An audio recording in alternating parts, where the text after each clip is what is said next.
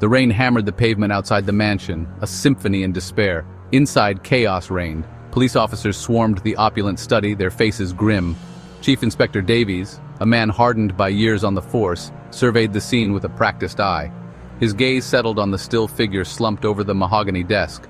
The UnitedHealthcare CEO dead. The air crackled with tension.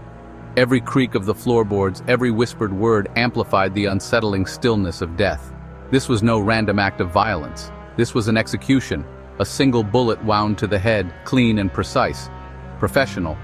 But it was the details that sent chills down the inspector's spine. Details that spoke of a motive far more sinister than money or power. The forensic team worked with meticulous care, their movements swift and silent. Each piece of evidence was a whisper, a clue in the silent language of crime. And then they found them. 3 shell casings, gleaming under the harsh glare of the forensic lights, but these were no ordinary casings. Etched into the polished brass were words, cold and sharp as the blade of a knife. Deny, defend, depose.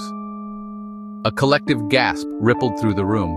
The silence that followed was heavier than before, pregnant with unspoken questions.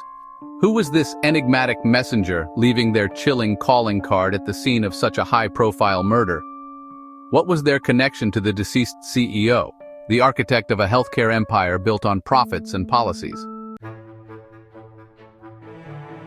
Deny.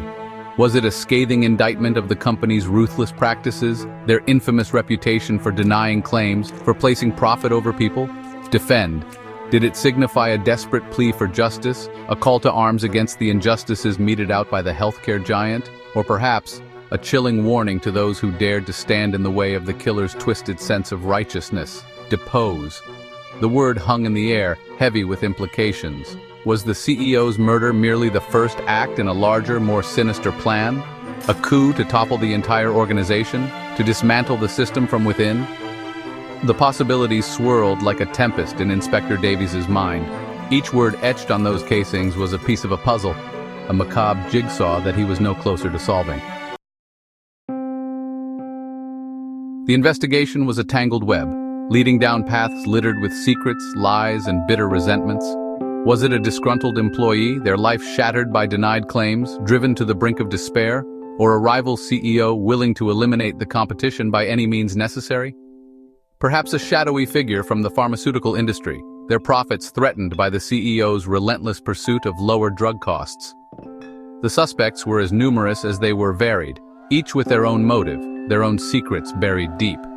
But one thing remained clear. This was not just about money or power.